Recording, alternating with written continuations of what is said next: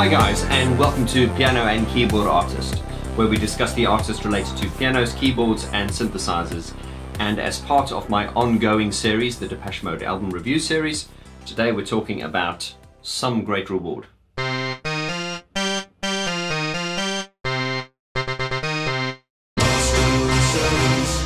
This is part one of the Some Great Reward album review. I've decided to break it into two parts as I did with the Construction Time Again series.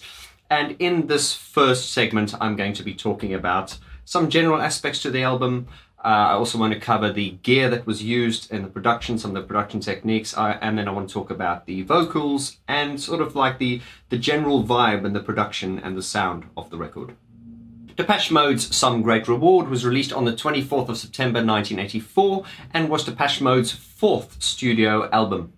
The recording and production of this album took place between January and August of 1984, and it was once again released under Mute Records, produced by Depeche Mode and Daniel Miller, and the engineer once again was Gareth Jones. So it was the same team that did Construction Time Again, and I always talk about how I love the Gareth Jones trilogy, the Construction Time Again, Some Great Reward and Black Celebration. It's interesting with Depeche Mode, they don't ever carry on a formula. You know, with a lot of bands or businesses, usually the safe thing to do is when you stumble across a formula that works, like the saying goes, if it ain't broken, don't fix it. You don't change it. But Depeche Mode were always out to change things and mix things up a bit. You know, after the success of Construction Time Again and then Some Great Reward, Black Celebration, you know, we're jumping the gun a bit, but they changed the production team once again. But I have to give respect to Depeche Mode for always making those risky moves and, you know, going beyond their comfort zone. And, you know, sometimes it pisses the fans off, like especially in recent years. But I do, as I say, have a lot of respect for them, how they would take calculated risks, you know, to sort of push the frontiers of their music and their artistry. Right, so it's 1984, and if we just backtrack a little bit, going back to 1981 when they released their debut album, which was Speak and Spell. Just before it was released, Vince Clarke decided, cheers boys, I'm out of the band, which meant Martin Gore had to take the reins as the songwriter. And in 1982 they released A Broken Frame, and at the same time Alan Wilder joined the band, but of course he wasn't involved in the production of A Broken Frame because he was just meant to be a session muso. Construction Time Again comes along, and now Alan Wilder is officially part of the band and he was involved in the production, which was a good thing. And 1984, it's time to up the ante and release the next studio album. So it did make sense to use the same team. Once again, we see Brian Griffin as the photographer and Gareth Jones once again as the engineer. Now, obviously, prior to Construction Time Again, Depeche Mode were very conscious of the fact that they weren't being taken seriously. You know, they were good-looking, pretty boys, and it was pop. Hey, you're such a pretty boy. Back on topic. They were young, pretty boys, and there was definitely a pop scene, so I think the sort of credible, serious music genres and outlets probably didn't take them serious, and I don't think anyone thought they would last beyond the second album. And by the time they got to Construction Time Again, there was a definite desire to show the world that they were a lot more than a pretty-faced, cheesy pop band, which I never thought they were, but of course people who were anti-Depeche Mode were always anti-Depeche Mode. That of course coinciding with Alan Wilder joining the band, who definitely brought an edge to it, and of course using Gareth Jones as the engineer and producer. These were just the right moves at the right time. So following the success of Construction Time Again really saw the band pushing the frontiers of not only electronic sound but sampling in a way that had not been sort of heard by the mainstream. Of course there were Gareth Jones talks about how he worked with sort of like industrial sampling type bands, but they were really underground. And Depeche Mode, in my knowledge, are the first sort of pop band to sort of bring that sort of underground sound and marry it with great pop songs and launch it into the mainstream. And this is definitely where Depeche Mode had the edge, because a lot of this avant-garde, industrial, experimental type, off-the-wall music, a lot of it is not very appealing to the mainstream. You know, it's more underground, or it's more experimental. So it has a very small or very niche market. But Depeche Mode managed to tap into, although you know, they were never massively commercially successful, like let's say a band like Oasis or something like that. They definitely did manage to get into the charts, and this was all down to not only good management from the side of Daniel Miller, but also great songwriting and great production. I think once Construction Time again came out, people kind of thought, okay, we're going to just stop criticizing them. Of course, there will always be those who hate what you do. But I think there were a lot of people that went, okay, this is quite serious.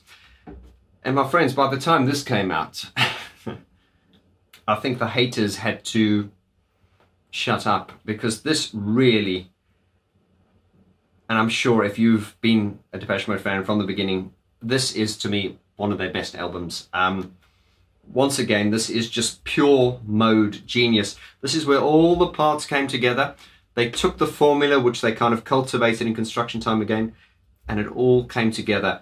And this coinciding quite naturally with Martin Gore living in Berlin for a while, Martin getting into the S&M scene, Martin, you pervert. And this is really the sort of, Construction Time again was kind of like the start of Depeche Mode, but this to me was really like the birth of the sort of, you know, when we get to, of course, when we get to Black Celebration, that's kind of like the quintessential Depeche Mode album, where Martin said since they made Black Celebration, he felt there was a thread running through it for every album after that. But this really was where they kind of went, hey guys, hey world, look at us, we're here, and this is what we do. Now, there is understandably a lot we can talk about on this, and that is why I've broken this video series up into 2 parts. And of course, beyond that, I would like to later on focus on individual songs. For instance, songs like People Are People, which to me is groundbreaking, even by today's standards. If you look at, you've got to remember, and I keep saying, when I really look at these albums from the perspective of not only a fan, but as a producer, and understanding what technology was available to them at the time, I mean, this is a work of genius. It absolutely is. Depeche Mode released 4 singles of this album, which were People Are People, Master and Servant, Blasphemous Rumours, and Somebody. And as I say, this did really make the world sit up and go, okay, you know, whether you loved them or loathed them, you had to say, okay, this is their 4th album. They're going from strength to strength. They're not going away, and they are definitely getting stronger. And with Martin's song, you know, Martin living in Berlin at the time, it did definitely influence him. You know, he got into the whole S&M scene, Martin, you pervert. And this is really where the sort of the sexual, the real sort of like sexiness came into it. I think with Construction Time again, it was more sort of like environmental issues, and, you know, I don't care if you're going nowhere, just take good care of the world, which is very relevant to the world at the moment, you know, with climate change and everything. But once we get to Some Great Rewards, songs like Is There Something to Do? Is There Something to Do? Grey Sky Over a Black Town, I Can Feel Depression All Around. This really tapped into teenage angst, and I think with the Grey Sky Over a Black Town, perhaps Martin Gore was referring to living in Basildon, you know, as a teenager. Great, you know, this really did hit home with teenagers and frustration and sexual frustration and angst and religion, and it was indeed the perfect album at the perfect time. Just looking, Master and Servant, domination's the name of the game. In bed or in life, they're all just the same. Once again, that's very relevant. It was relevant then, and it's very relevant to today. It's the time-old story of humanity, of master and servant, and, you know, human beings treating each other like shit and keeping each other down instead of enriching and uplifting each other. Blasphemous Rumours, another hard-hitting song which really made the Jesus Brigade go, what the hell? pardon the pun, girl of 16, whole life ahead of her, slashed her wrists, bored with life. This is a dark album. It deals with real issues. I don't want to start any blasphemous rumors, but I think that God's got a sick sense of humor. This was such a brilliant entwining of, if there is such a word, of religion, sex, domination. It's a mind-blowing record. It really is. This album received critical acclaim. Of course, it had its criticisms, but we won't focus on that. Melody Maker had some really positive things to say about it, and I quote, "They hailed Some Great Reward as a truly remarkable development in Dave Gahan's voice, concluding that while it used to be okay to slag this bunch off because of their lack of soul, their supposed synthetic appeal, their reluctance to really pack a punch, the album just trashes out bad old talk into the ground and demands that you sit up and take notice of what is happening right here under your nose." And, you know, just Google it up. There are loads of positive and negative reviews, but this really was the album that put them on the map, and people went, okay, we'll stop taking the piss out of you from now on. Where's Rick Astley? The album did receive chart positions. Of course, you can find all this information online, and it seemed to chart really well in, you know, Scandinavian countries, Germany and places like that.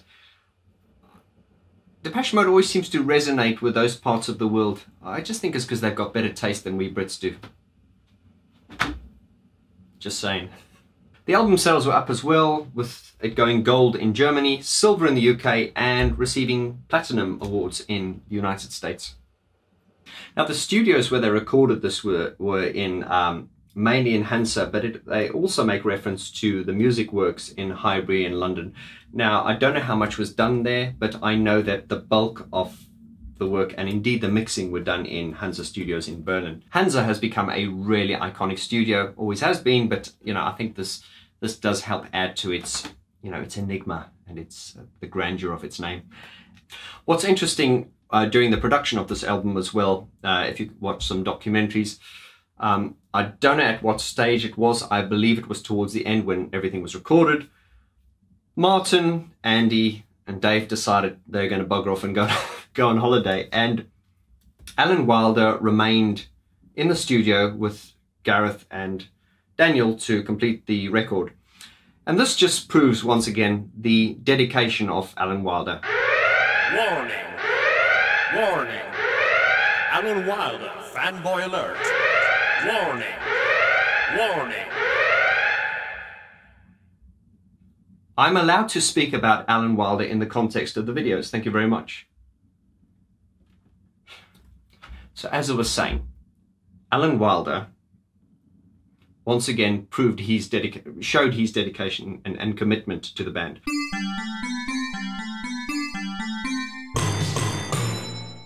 Right, let's have a look at some of the gear that was used in the production of Some Great Reward. I'm going to run through the list here. Once again, a lot of the same gear that was used in Construction Time Again. In what capacity these synthesizers were used, I cannot say, but I'm just going to quickly run through the list. There was once again, the Roland Jupiter 8. We see the Moog Source, the PPG Wave 2, the Roland ProMars, the Mini Moog, Yamaha CS5, the Synclavier 2, which featured very heavily on this album, the Yamaha DX7, the Tiesco 110F, RSF Cabal Expander, Oberheim OB8, and the Korg Mono Poly. Now, as I say, I don't know in what capacity these synthesizers were used. I know that the Synclavier was used a lot, as were many synthesizers from the previous albums. But just as in Construction Time Again, if we listen to, let's go back to Speak and Spell, a very keyboard sounding record, lots of played melodies, no sort of atmospheric sounds, just very honest, just bass, sequence, melody and vocal. And, you know, a very keyboard synthesizer sounding record. A Broken Frame comes along, pretty much that, a bit more gloomy, more sort of atmospheric sounds, more sort of experimentation. Construction Time Again, really where they've decided, okay, we're gonna go into the world of sampling. And by the time they get to this record, Some Great Reward, sampling was absolutely at the forefront of the creativity. And it was like every sound had to be created from scratch. And Gareth Jones talks about how he and Depeche Mode never saw samplers as, you know, instruments or devices used to create conventional sounds.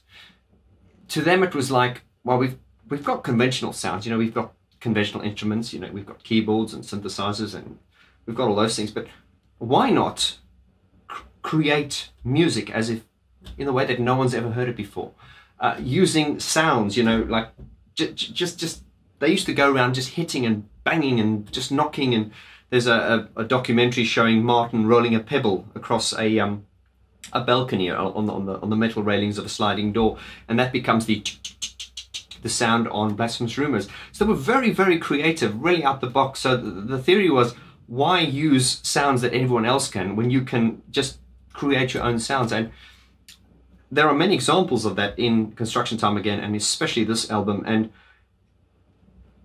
especially in People Are People, which deserves its own video altogether. A complete rethinking of the way albums were produced. Not only did they create sounds for, you know, for melodies and rhythmic parts, but they would also create their own kick and snare drums, and it was very, very creative. And I just wish I had more inside knowledge of this. Right, so we've covered the keyboards that were available. There may have been more as well. As I say, that's what was available, and this is hearsay what was available. I tried to get these from the most reliable sources that I can, but of course, you know, with a lot of misinformation being out there at the moment, we cannot always validate, but I try not to say things that I believe not to be true. Now, they used the drumulator, the EMU drumulator, quite a lot for bass drums and snare drum sounds. But most of the drum sounds, or a lot of the drum sounds, were sampled, and a lot of the percussion sounds were sampled into the synclavier.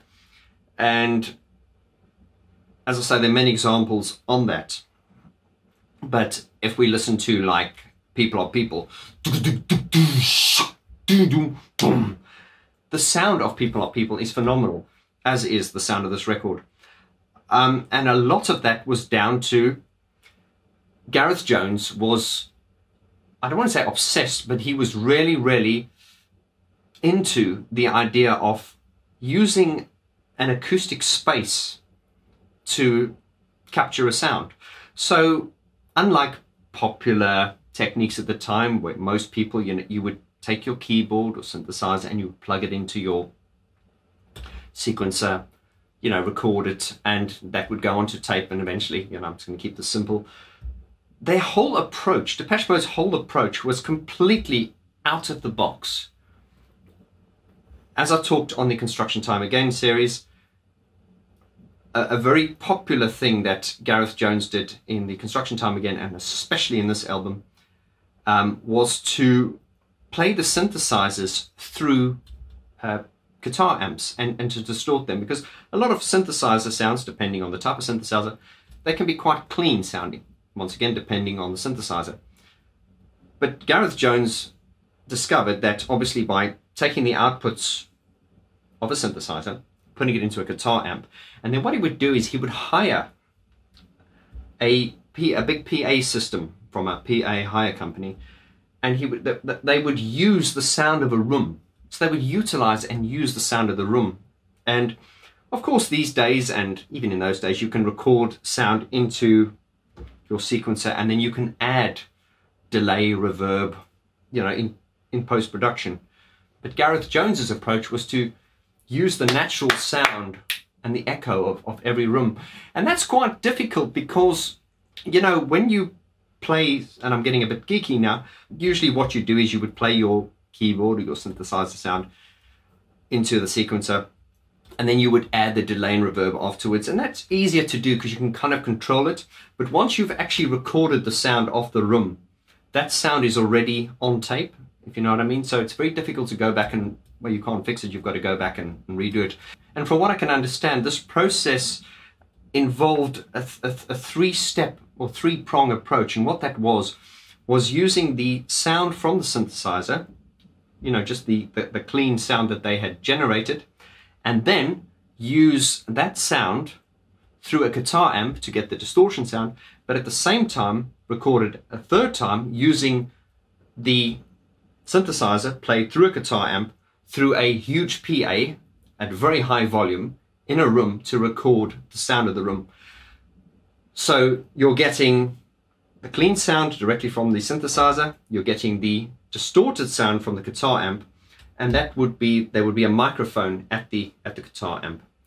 And then the third way was to get the sound from the room, and you would blend those three recordings to you know, and that would be one part. So an incredible, a lot of attention to detail and a lot of work to go in. I don't think we realize how much work went into the production of these albums, and indeed I would have loved to have been a fly on the wall in those days just to see it, because, you know, coming back to the way records are made these days, technology has made things a lot better. You know, these days it's a lot more churn and burn, you've got to get things out quicker, so we don't actually have the time or the budgets to dedicate, you know, to making records in that way. But I have got so much respect, and a lot of my friends and producers out there who, you know, understand music production will look at this and will go, wow. Because, you know, if we look at what was available at the time, it's absolutely groundbreaking how they managed to achieve that. To sequence this album, they once again used a Roland MC4, an ARP 1600, and a BBC microcomputer UMI-2B. And sometimes they would use the sequencer within the synclavier. So a tremendously creative album and creative process and production process. Now, I gave you that complete list of synthesizers, and as I repeat, I don't know to what degree those individual synthesizers were used. I just know that they were available. But what I can tell you is that nothing here was used in a conventional kind of way. I mean, you might find like this, if we take the bass line from Lie to Me, that could have been a mini Moog.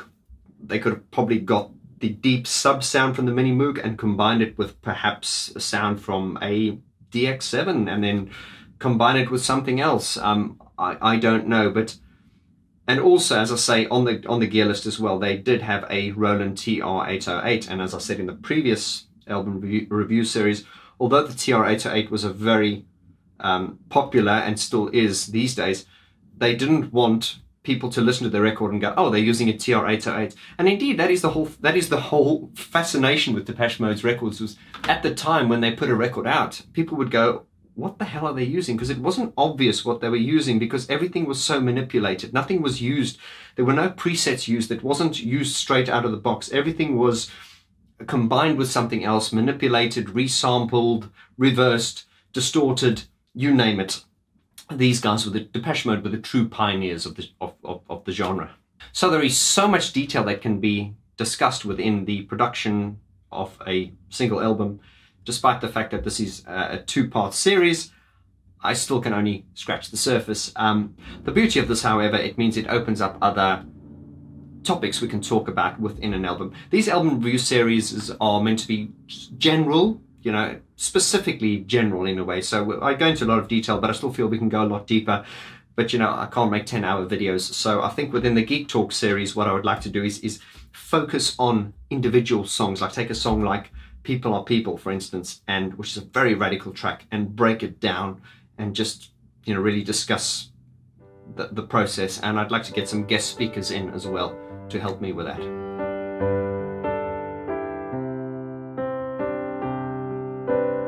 Right, so let's discuss the vocals on Some Great Reward. The vocals on this album were very good.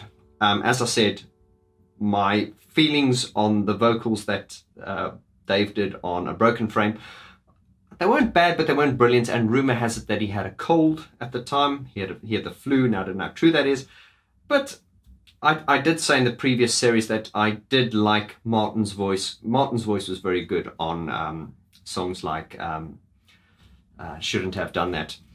And then of course we got to Construction Time again. Dave's voice was better, but I mean, by the time we get GA, I mean, and this is the result of, you know, doing things over and over, and you could really hear the confidence in this album, and they'd really sort of come into their skin here, and you know, they were at their peak, and they look fantastic, and the record sounds fantastic, and just the way they used to perform live in this period. I mean, I did a video on the what was it, the Live in Hamburg, and I'm going to put a link to that below so you can watch that. That was one of my favorite live performances ever. Just to get an idea of Dave sort of at his peak and his prime, check out the Live in Hamburg version. Dave had really found his voice at this point, and he was absolutely brilliant, as was Martin. Somebody also in his ballad, It Doesn't Matter. I've got no criticisms on the vocals, and it was really, really a good performance on every single song.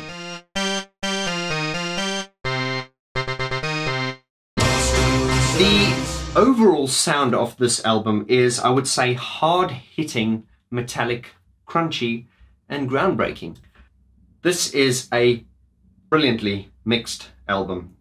The balance, the detail, it's really like Construction Time again, it's really metallic. They definitely went for a hard kind of sound, and that's quite difficult to achieve actually, especially in those days. I mean, even these days, to achieve this kind of sound is not easy, and I'm sure a lot of you fellow geeks out there, producers, have tried to replicate. It's not easy to get, I mean, you can put things through bit crushers and various other production techniques, but this record has a sound,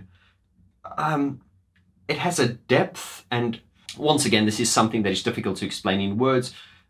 It's something you can just feel, and get yourself some high definition headphones, grab a glass of red wine, and listen to this. This is a phenomenally produced album. Attention to detail is something that really jumps out at you when you listen to this. As I say, there's what we call passive listening, and I think passive listening is the way the average member of public listens to a record. And I'm not trying to sound like I'm clever now or anything else. All I'm trying to say is, and I'm sure a lot of you producers out there will agree with me when I say, I sometimes wish I could hear music the way I did before I became a producer, because I listen to things in a completely different way now. We listen more analytically, more critically, but if I can go back to the time when I heard these records before I was a producer, they blew me away. And they still blow me away now. Just listening to the definition, and as I say, attention to detail. And then within that attention to detail, it's once again knowing what was available to them at the time and how they did it. And this is just fucking brilliant. Have I not said that yet? I was reading in a Sound on Sound interview that they had with Gareth Jones. Gareth Jones does talk about how Martin, in those days, his attention to detail obviously wasn't what it is now. And of course, that's with all of us as we get older.